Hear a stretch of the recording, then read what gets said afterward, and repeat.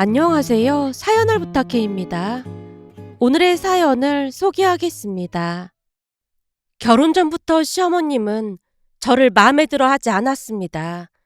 남편이 맞이다 보니 맏며느리 역할에 최선을 다하고 싶었지만 시어머님은 제가 마음에 들지 않는 듯해 보였습니다. 첫 인사를 드리러 갔던 날도 시부모님께 잘 보이기 위해 약속 시간보다 조금 일찍 시댁으로 향했어요. 문을 열어주던 남편이 활짝 웃으며 반겨줬고 시부모님에게 인사를 드렸는데요. 지금 음식 준비 중인데 약속 시간보다 빨리 왔네요. 엄마, 민정이가 엄마 도와드린다고 빨리 오겠다고 하더라고요. 그럼 엄마도 편할 것 같아서 제가 그러라고 했어요.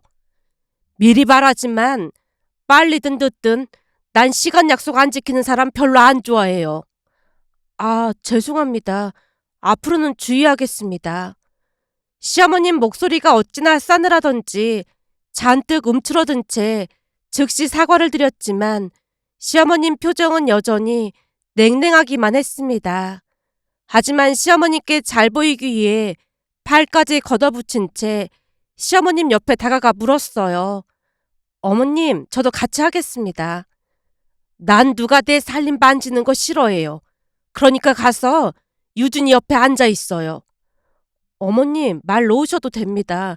그리고 저도 집안에서 살림을 많이 해서 도움이 될 거예요. 저도 돕겠습니다. 제 말이 끝나자마자 시어머님이 피곤하다는 듯 한숨을 내쉬었습니다. 말 놓으라고 했으니까 내가 말 놓으마. 네, 어머님. 미리 말하지만 나는 2번 말하는 걸 별로 안 좋아해. 그러니까 유준이 옆에 가서 앉아 있어. 난 손님한테 마구잡이로 일 시키는 그런 사람 아니다. 아, 네, 죄송합니다. 죄송하다는 소리도 그만 좀 하고. 시어머님이 다시 한숨을 내쉬었기에 제가 급히 거실로 나와서 남편 옆에 자리를 잡고 앉았는데요. 남편이 제 눈치를 살피며 속삭였습니다. 우리 엄마 말투가 원래 좀 그렇긴 한데 그래도 나쁜 분은 아니셔. 그러니까 오해는 하지 마. 약속 시간 안 지킨 내 잘못이지 뭐. 난 괜찮아. 제가 애써 괜찮은 척 했지만 시어머님 표정은 여전히 어둡기만 했습니다. 식사를 하고 난 뒤 설거지라도 돕겠다고 했지만 시어머님이 다시 차갑게 말했어요. 가만히 있으라고 했잖니. 손님이 자꾸 무슨 일을 한다고 난리야. 시어머님의 행동을 보며 마음속으로 생각했는데요. 역시 나를 마음에 들어 하지 않는구나 라는 생각이 머릿속에서 떠나지 않았습니다. 결국 며칠 후 남편에게 물었어요. 어머님은 내가 마음에 안 드시나 봐. 그게 무슨 소리야? 첫 인사 갔을 때 말이야. 어머님이 나한테 말했던 게 아무래도 걸리더라고. 그건 엄마 성격이 원래 그렇다고 내가 말했잖아. 민정이도 가고 난 뒤에 엄마가 성격 좋다고 했는걸? 정말 그랬어? 혹시 나 기분 좋으라고 말하는 건 아니겠지? 제가 남편을 빤히 바라보자 남편이 눈치를 살피며 한마디를 추가했습니다. 그게 사실대로 말하면 성격은 좋은데 너무 눈치를 보는 것 같다는 말은 하셨어. 내가 눈치를 너무 많이 본다고? 어, 아무래도 엄마는 너를 손님으로 생각했는데 민정이 너가 자꾸만 도와준다고 해서 조금 불편하셨나 봐. 근데 대체적으로 괜찮아 보인다고 하셨으니까 너무 걱정할 건 없어. 남편 말이 조금 신경이 쓰였지만 좋은 게 좋은 거라고 좋게 좋게 생각하려고 노력했습니다. 그렇게 얼마 뒤 상견례를 하게 되었는데요. 그 자리에서 또 다른 오해가 쌓여갔습니다. 우선 잠시 친정의 환경부터 말씀드리자면 저는 장녀로 부모님으로부터 희생을 당연시하는 환경 속에서 자랐어요. 부모님은 항상 저를 가족의 중심으로 두었고 그만큼 제게 많은 책임과 의무를 요구했습니다. 우선 장녀이기 때문에 동생들을 돌보는 것을 당연한 일처럼 여겼어요. 그도 그럴 수밖에 없었던 것이 부모님은 맞벌이로 바빴고 동생들의 돌봄과 가사일 대부분이 제 몫이었다고 해도 과언이 아니었습니다. 엄마는 제게 대놓고 말하곤 했는데요. 민정아, 네가 장녀니까 동생들은 네가 챙겨야 해. 무슨 말인지 알겠지? 라는 말을 입에 달고 산 건 물론이었기에 저는 그게 당연하다고 생각하며 살았습니다. 그러다 보니 주변 사람들이 제 칭찬을 자주 했는데요. 세상에 민정이 같은 딸만 있으면 밥을 안 먹어도 배가 부르겠어. 난 민정이 엄마가 제일 부럽다니까. 사실 첫째로 딸을 낳았을 때 다들 아들을 낳았어야 했다고 했지만 저는 딸 민정이를 낳은 게 신의 한 수였다는 생각까지 든다니까요. 옛말에 맏딸은 살림 미천이라는 말도 있잖아요. 그 말이 괜히 있는 게 아니라니까요. 엄마가 자랑스레 말하고 다녔습니다. 그리고 그런 말을 듣고 자라다 보니 저도 모르게 맏딸인 제가 가족을 책임져야 한다는 생각을 늘 하고 살았는데요. 그러다 보니 친구들과 어울릴 시간도 없었어요.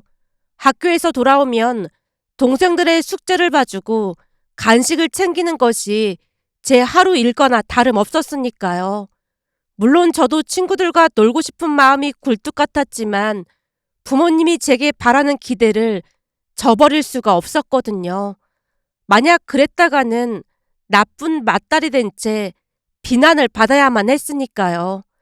그러다 보니 제 감정은 항상 뒷전이었고 다른 사람을 배려하는 습관이 몸에 배었다고 해야 할까요?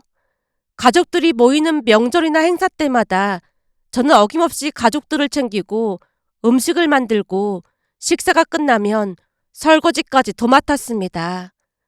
부모님뿐만 아니라 동생들도 그게 당연하다고 생각했으니까요. 한마디로 부모님의 기대에 부응해야 한다는 책임감과 장녀로서의 의무가 항상 제 어깨를 짓누르고 있었습니다. 그런 와중에도 저는 공부를 참 잘했는데요. 제 마음속 깊은 곳에서 공부만이 그 모든 것을 해결해 줄 수 있다는 믿음 같은 것이 있었으니까요. 그랬던 이유 중에 하나는 고등학교 때 담임 선생님 덕분이었습니다. 선생님은 우리 집 사연을 전부 알고 있었고 제게 많은 관심을 보였어요. 문제집 같은 것이 있으면 구해다 주시기도 했고 선생님이 직접 사다 주시기도 했습니다. 사교육 도움 없이 홀로 공부해서 상위권을 유지한다는 것만으로도 선생님이 많이 기특해 했거든요. 그렇게 수능 시험도 역시나 잘 봤고 서울에 있는 좋은 대학에 갈 수 있는 성적이 나왔지만 부모님이 반대했습니다. 제가 대학에 가겠다고 하자 엄마가 말렸어요. 그냥 이 근처에서 적당한 일자리 구해보도록 해. 요즘 개나 소나 다 가는 대학을 굳이 갈 필요가 뭐가 있어. 맏딸은 집안의 살림 비천이라고 했잖니. 네가 대학 안 가고 바로 취업하면 우리 형편도 지금보다 좋아질 거 아니야. 거기다 우리는 너 대학 보낼 돈도 없어. 만약 네가 서울로 대학을 가게 되면 학비에다 생활비에다가 그걸 우리가 어떻게 감당하겠니? 지금 우리 형편에 대학을 가겠다는 건 장녀로서 이기적인 행동인 거야. 그동안은 엄마 아빠가 하라는 대로 다 했잖아. 그러니까 제발 대학만 가게 해줘. 우리도 대학 보내주고 싶지. 그치만 돈이 없는 걸 어떡해? 엄마 입에서 돈 이야기가 나오자마자 제가 대답했습니다. 등록금 때문이라면 담임 선생님이 도와주시기로 했어. 뭐? 학교 담임이 네 등록금을 내주기로 했단 말이야?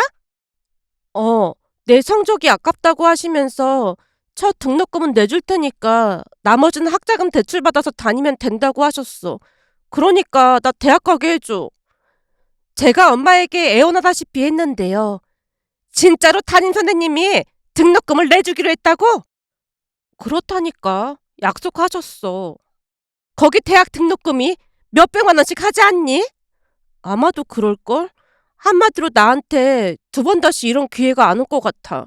그러니까 제발 대학 가게 해줘. 제가 간절한 목소리로 엄마를 바라봤더니 순간 엄마 입에서 도무지 믿어지지 않는 말이 새어나왔습니다. 너 지금부터 엄마 말 잘 들어. 그 등록금이면 우리 가족 몇 달은 배불리 먹을 수 있는 돈이잖니. 그러니까 우선 그 등록금 달라고 해서 우리 생활비로 쓰자. 지금 그게 무슨 소리야. 엄마가 무슨 말을 하는지 선뜻 이해가 되지 않았기에 제가 엄마를 빤히 바라봤는데요. 엄마가 들뜬 목소리로 대답했습니다. 니네 담임 선생님이 등록금을 내준다고 했다며. 그 돈 받아서 생활비로 쓰자 그 말이지. 엄마는 지금 그게 말이 된다고 생각해? 그리고 그 돈을 나한테 직접 주는 게 아니라 학교에 등록금으로 낸다는 말이니까 제발 말도 안 되는 소리 하지 마. 그날 처음으로 버럭한 채 엄마를 노려봤는데요. 엄마가 또다시 믿어지지 않는 말을 꺼냈습니다. 학교에 직접 보낸다고? 아유, 꽁돈 생기나 했더니 좋다 말았네. 그럼 됐으니까 신경 쓰지 말라고 해. 엄마가 짜증 섞인 목소리로 손사래를 쳤습니다. 결국 다음날 학교에 가서 담임 선생님께 사실대로 털어놨더니 선생님이 오히려 제 앞에서 눈물을 삼키며 조용히 말씀하셨어요. 아니, 어쩜 부모가 자식 앞길을 막을 수가 있는 걸까? 내가 이런 말 하면 안 되겠지만 난 그런 부모 정말 증오한다. 선생님, 죄송합니다. 네가 뭐가 죄송해. 넌 잘못한 게 하나도 없어. 그리고 난 네가 꼭 대학에 갔으면 좋겠다. 만약 대학에 가지 않더라도 그 집에서 나오는 게 맞아. 선생님이 눈물까지 훔치는 모습에 큰 충격을 받았습니다. 그날 처음으로 부모라는 존재에 대해 곰곰이 다시 생각해 봤는데요. 어쩌면 제가 살던 세상이 정상이 아닐 수도 있겠다라는 생각마저 들었습니다. 그렇게 저는 무작정 대학에 들어갔습니다. 대학에 들어가고 나서도 저에 대한 부모님의 원망은 어마어마했고 부모님이 학교까지 찾아가서 담임 선생님에게 원망을 쏟아냈다는 소리를 동생에게 듣기도 했어요. 결국 담임 선생님께 전화를 드렸지만 선생님은 괜찮다는 말만을 할 뿐이었습니다.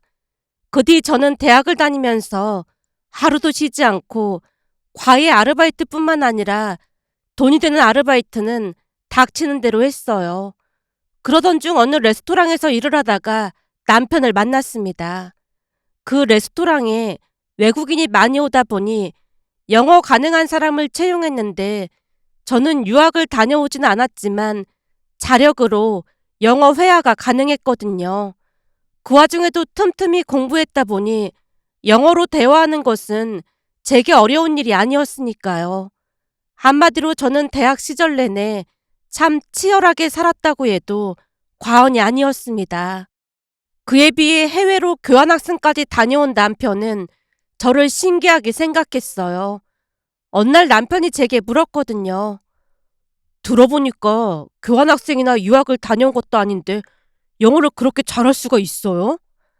아, 그냥 저는 야매라고 해야 하나? 미국 드라마 보면서 연습했어요. 그 쉐도잉이라고 있잖아요.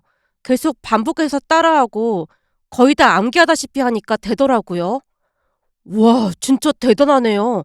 거기다 아르바이트도 몇 개씩이나 한다면서요. 집안 형편이 좋지 않아서 과외 아르바이트도 좀 하고 있어요. 여기는 페이가 좋아서 하고 있는 거고요. 저는 그냥 경험 쌓으려고 아르바이트 하고 있는 건데 많이 창피하네요. 남편이 머리를 긁적이며 쑥스럽게 웃고 있었는데요. 저도 모르게 말이 튀어나왔어요.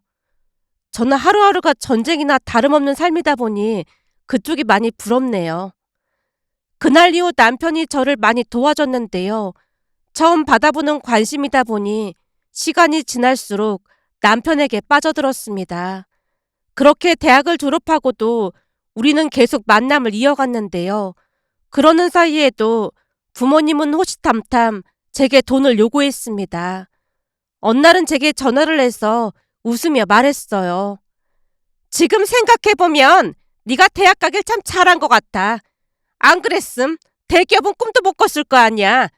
월급도 쥐꼬리만큼 받았을 거고 말이야. 그때 대학 못 가게 해서 미안했다. 엄마 실수였어. 엄마의 말이 가증스럽다는 생각마저 들었기에 들은 척 만척하고 본론을 물었어요. 엄마, 나 바쁘니까 할 말 있으면 얼른 해. 저기 말이야. 이번 달은 한 100만 원 더 보내주면 안 되겠니?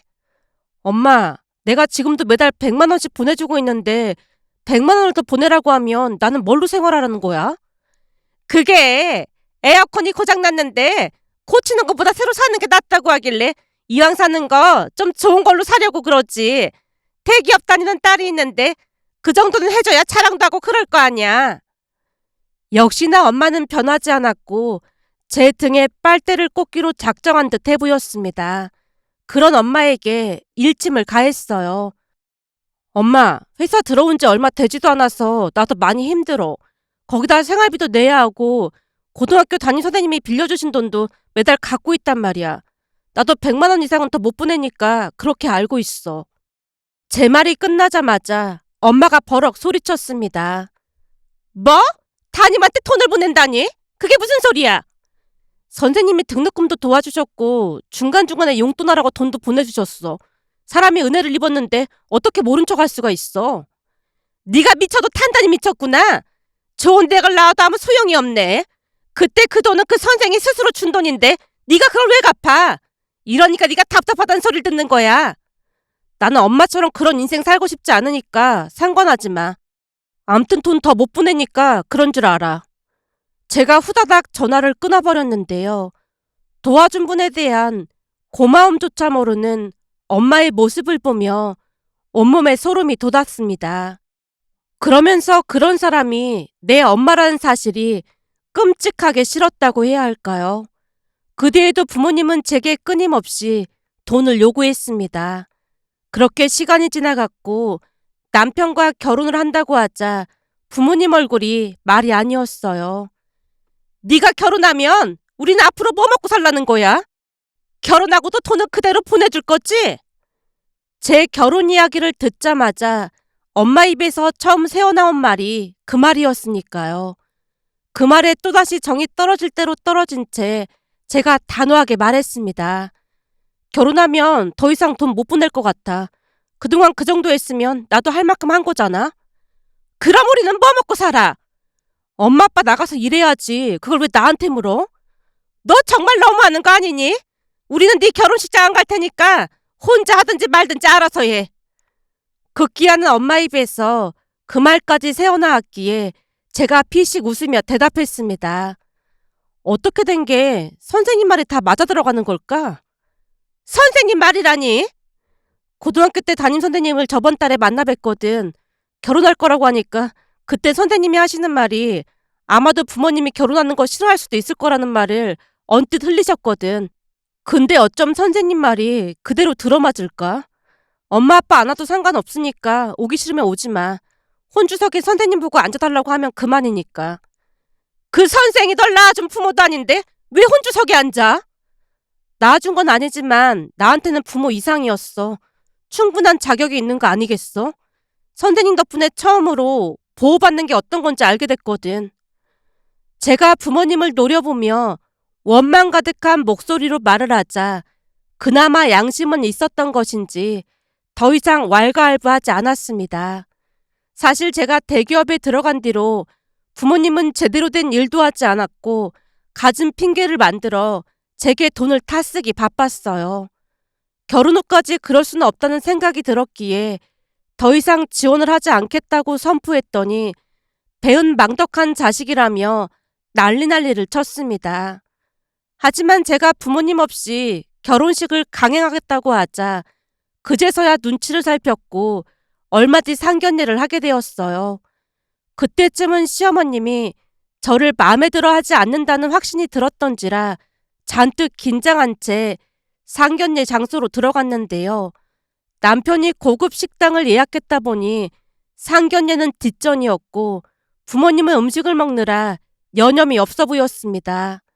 한마디로 상견례에 온 것인지 밥을 먹으러 온 것인지 모르겠다는 생각이 들었다고 해야 할까요? 창피한 마음이 들어 얼굴이 벌개진 채 고개만 숙이고 있자 엄마가 제게 말했어요. 너 안 먹을 거면 우리한테 넘겨. 그 와중에도 제가 습관처럼 접시에 음식을 담아주며 가족들을 챙기고 있었는데요. 그 모습을 가만히 지켜보던 시어머님이 불편한 표정을 지었습니다. 민정아, 같이 식사하는 자리인데 그만하고 너도 먹어라. 시어머님이 돌처럼 굳어진 표정으로 저를 바라봤기에 다시 한번 저를 마음에 들어하지 않는다는 확신이 들었습니다. 그날 집으로 돌아가자마자 엄마가 말을 꺼냈어요. 유준이 엄마란 사람 인상이 너무 별로야. 아까도 인상 팍 쓰고 말하는 것 좀 봐라. 너 이 결혼 다시 생각해봐야 하는 거 아니야? 근데 상견례짜리면 집은 어떻게 할 거고 그런 얘기 해야 하는 거 아니니? 어떻게 된 게 그런 얘기는 한마디도 없을 수가 있어. 엄마의 말에 기가 막힌 생각이 들었기에 제가 버럭했습니다. 상견례 자리에서 며칠 굶은 사람들처럼 밥만 먹고 있으니까 그런 말을 꺼낼 수가 있었겠어? 우리가 뭘 또 그렇게까지 했다고 그래. 근데 비싼 음식점이라 그런지 먹어보니 맛이 아주 기가 막히더라. 곧 있으면 네 아빠 생일인데 거기서 밥 먹는 건 어때? 엄마의 말에 고개를 내젓고 있었는데요. 엄마가 다시 물었습니다. 그건 그렇고 집은 어떻게 하기로 했어? 유준 씨 부모님이 20평대 아파트 하나 해주시기로 했대. 뭐? 아들한테 아파트를 사주기로 했단 말이야? 너 완전 땡 잡았다, 야. 무조건 결혼해야겠네. 아까는 결혼 다시 생각해보라며. 그 정도면 부자도 보통 부자가 아닌 건데 시집살이 정도는 버텨내야 하는 게 맞는 거지. 네가 시집만 잘 가면 온 가족이 편하게 살 수도 있는데 시집살이쯤은 버텨내야지. 다시 한번 말하지만 결혼하고 나면 더 이상 지원은 없을 거야. 제가 단호하게 말했지만 부모님은 들은 척도 하지 않았습니다. 그렇게 우여곡절 끝에 결혼을 했는데요. 결혼식장에서 부모님이 아닌 선생님이 더 많은 눈물을 흘리셨고 저를 꼭 안아주시며 기특하다는 말을 반복했습니다. 그것뿐만이 아니었어요. 시부모님에게 저를 잘 부탁드린다는 말을 몇 번이나 했다는 소리를 나중에 남편에게 전해들었습니다. 부모를 잘못 만난 건 확실하지만 그 와중에 제게도 선생님 같은 좋은 분이 계셨기에 그 힘든 시간을 잘 버텨온 게 아닌가 하는 생각마저 들었어요. 결혼 후에 시어머님은 항상 제게 잔소리를 하듯 말했는데 그때마다 부족한 점을 지적받는 것처럼 느껴졌습니다. 어느 날은 시댁에서 식사 준비를 도와드리고 있던 중 시어머님이 저를 나무라다 남편을 향해 버럭 외쳤어요. 굳이 네가 할 필요 없으니까 넌 가서 쉬고 있어. 유준아, 너 와서 안 돕고 뭐하고 있니? 민정이가 요리 잘하니까 저보다 민정이가 나을 거예요. 상 차리는데 요리 솜씨가 뭐가 필요하다고 그걸 말이라고 해? 얼른 와서 식탁에 반찬 옮겨. 알았어요. 어머님, 제가 해도 되는데요. 전에 내가 2번 말하는 거 싫어한다고 했잖니. 너는 거실에 가서 앉아있어. 시어머님 말에 또다시 주눅이 든 채 거실로 나가서 앉아있었는데요. 왠지 가족으로 인정받지 못하고 있다는 생각이 들어서 눈물이 쏟아지려는 것을 참아야만 했습니다. 또 어느 날은 가족들과 함께 외식을 하러 갔는데요. 그동안 친정에서 외식을 할 때면 을에 제가 고기를 굽는 당번이나 마찬가지였기에 제가 가위와 집게를 들고 고기를 굽고 있었더니 시어머님이 제 손에서 가위와 집게를 빼앗으며 말했습니다. 너도 먹으라고 하니까 내내 고기만 굽고 있어. 이리 주고 고기 먹어. 유준이 너는 네 입만 주둥이야? 민정이 챙겨야지 네 주둥이에만 넣으니까 맛있어? 아니, 민정이가 고기 굽는다고 하니까 그랬던 것뿐이에요. 알았어요. 제가 구울게요. 민정이 너는 잘 들어. 그런 식으로 하면 평생 대접 못 받고 사니까 정신 똑바로 차리고 살아. 네가 뭐가 부족해서 그러고 사는 거야. 시어머님 목소리가 높아져 있었기에 순간 서운한 마음에 제가 눈물을 떨구고 말았는데요. 시아버님이 시어머님을 나무랐습니다.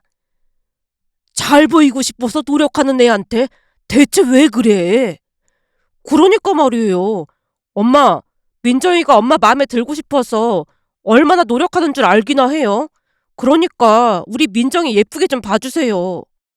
남편까지 거드는 모습에 더욱 눈물이 터져나왔지만 꾹 참은 채 묵묵히 속으로만 괴로워했습니다. 그날 집으로 돌아와서 눈물을 쏟고 있자 남편이 몇 번이나 사과했어요. 민정이 네가 불편하고 하면 본가에 굳이 안 가도 돼.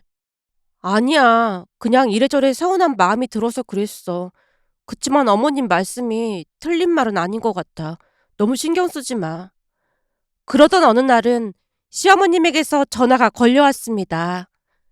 민정아, 이번 주 토요일 날 잠깐 들를 수 있겠니? 시댁에요? 혹시 무슨 일 있으신 거예요? 그런 건 아닌데 너한테 긴히 할 말이 있어서 그래. 무슨 말씀이신데요? 시어머님 말에 침까지 꼴깍 삼킨 채 물었지만 그냥 시댁으로 오라는 말만을 할 뿐이었습니다. 전화를 끊자마자 걱정이 앞섰기에 남편에게 말했어요. 자기야, 어머님이 토요일 날 시댁으로 오라고 하시던데 혹시 내가 또 무슨 잘못을 한 걸까? 글쎄, 나한테는 딱히 다른 말 없었는데. 근데 왜 부르시는 걸까? 별일 아닐 거야. 너무 걱정하지 마. 혼자 가기 무서우면 내가 같이 가줄까? 아니야. 그러면 오히려 더 안 좋을 것 같아. 제가 급히 남편을 말렸습니다. 그렇게 며칠 뒤 시댁으로 갔는데요. 갔더니 시어머님이 물었습니다. 커피 마실 거지? 내가 얼마 전에 꽤 괜찮은 커피를 샀거든. 네, 저는 좋아요. 그날따라 시어머님 목소리가 부드럽게 느껴진다는 생각이 들었을 무렵 곧 커피향이 집안을 가득 메웠습니다. 커피향 너무 좋은데요? 그렇지. 나도 친구가 알려주길래 사봤더니 향도 좋고 맛도 아주 기가 막히지 뭐니. 근데 커피 많이 마시면 밤에 잠을 못 자서 특별한 손님이 왔을 때만 한 잔씩 마시고 있어. 시어머님 입에서 특별한이라는 말을 듣던 순간 어리둥절해질 수밖에 없었기에 제가 긴장한 채 앉아 있었더니 시어머님이 커피를 건네며 입을 뗐습니다. 사실 나도 너처럼 장녀였다. 그래서 네가 얼마나 힘들었을지 이해가 간다. 나도 너처럼 맞다른 살림 미천이라는 말을 듣고 살았거든. 어머님이 그걸 어떻게 하셨어요? 사부인이 하는 말을 유준이가 들었던 모양이야. 유준이는 그런 말을 처음 들었다 보니 많이 놀란 것 같더구나. 아, 네. 나도 예전에 동생들 뒷바라지에 집안 살림까지 도맡아 했지. 내가 나서서 하지 않으면 아무도 안 했으니까 당연히 내가 해야 한다고 생각했어. 그러다 보니 결혼을 하고 나서도 그 습관이 몸에 배어 있었어. 남편이랑 있을 때도 뭐든지 나 혼자 다 했거든. 그랬더니 시어머님, 그러니까 니들 할머니도 아주 당연하다는 듯이 제사뿐만 아니라 모든 집안 대소사를 나한테 다 떠넘기더구나. 그러다 보니 너무 지치더라고. 순간 말을 하던 시어머님이 제 손을 잡고 부드럽게 말을 이어갔습니다. 그동안 내가 너한테 화가 난 것처럼 말을 했던 건 예전에 내 모습이 겹쳐 보여서 그랬던 거야. 사랑받고 인정받으려고 애쓰는 네 모습 볼 때마다 그렇게나 불편할 수가 없더구나. 마치 예전에 나를 마주한 그런 기분이 들었거든. 내 말투가 좀 거칠었다면 사과하마. 시어머님 말에 눈물을 삼키며 고개를 끄덕였는데요. 시어머님이 계속해서 말을 이어갔습니다. 근데 민정아, 지나고 보니까 그렇게 애쓰고 살았어도 그걸 고맙게 생각하는 사람은 별로 없더라고. 시간이 지날수록 더욱 당연하게만 생각하더라 그 말이야. 아니지. 내가 몸이라도 아파서 딱 한 번 못 챙기는 날에는 그동안 한 건 전혀 기억도 못한 채 그냥 나만 나쁜 사람이 되어 있더구나. 그러니 너도 너무 애쓸 필요 없어. 들어보니 새벽부터 일어나서 유준이 아침밥도 꾸박꾸박 챙겨준다고 하던데 맞벌이까지 하면서 네가 왜 그래야 하는 거니? 모든 걸 함께 하는 게 부부인 거지 한쪽만 희생하는 건 부부가 아닌 거야. 내 말 무슨 말인지 알겠니? 외식하러 가서도 고기만 구울 게 아니라 너도 먹고 싶으면 유준이한테 당당하게 나도 먹어야겠으니까 당신도 고기 구워라고 말할 수 있어야 하는 거야. 내 말 알아들었니? 네, 알겠습니다. 제 두 눈에 감격의 눈물이 글썽였는데요. 시어머님이 또다시 말을 이어갔습니다. 그리고 친정 부모님께도 그 정도 했으면 할 만큼 한 거야. 그러니 죄책감을 가질 필요도 없다. 너한테 이런 말하기 좀 그렇지만 진정한 부모는 자식한테 끝도 없이 뭘 요구하지 않거든. 오히려 못 챙겨줘서 마음 아파하는 게 부모 마음인 거야. 이제는 조금 더 네 자신을 위해 살아도 괜찮아. 내 말 알아들었니? 네, 어머님. 좋은 말씀 해주셔서 정말 감사합니다. 그날 시어머님 말을 들으며 마음 깊이 공감했습니다. 시어머님 역시 장녀로서 오랫동안 당신을 희생하며 살아온 경험이 있다 보니 제가 처한 상황을 더욱 잘 이해하고 있었던 것 같았습니다. 아마도 시어머님은 당신과 같은 길을 걷지 않기를 바랐던 것이었고 그 안타까움이 화로 표출되었던 것이 아니었을까 싶었으니까요. 그날 이후 시어머님의 마음을 더 깊게 이해하게 되었고 시어머님은 따뜻한 말로 격려를 아끼지 않았습니다. 그리고 친정 가족들에게는 단호하게 모든 지원을 끊어버렸는데요. 그것이 제 가족을 지키는 유일한 길이라는 생각이 들었으니까요. 며칠 전 고등학교 담임선생님을 만나러 간다고 했더니 시어머님이 제게 물었습니다. 나도 같이 가도 되겠니? 어머님도요? 니들 결혼식장에서 그 선생님이 나한테 너를 잘 부탁한다고 어찌나 간절하게 말하던지 너무 고마웠거든. 같이 가서 식사나 한 끼 대접하고 싶어서 말이야. 시어머님 말에 저도 모르게 한박 웃음을 지은 채 고개를 끄덕였고 얼마 뒤 선생님을 만나서 행복한 시간을 보내다 왔는데요. 시어머님이 선생님 손을 붙잡고 몇 번이나 감사 인사를 하는 모습을 보며 이제는 제게도 오로지 저만 사랑해주는 진짜 엄마가 생긴 것만 같아 행복한 마음이 들어 시어머님께 감사한 마음을 전하고 싶어 이렇게 글 보내봅니다. 오늘의 사연은 여기까지였습니다. 즐겁게 보셨다면 구독, 좋아요 부탁드립니다. 고맙습니다.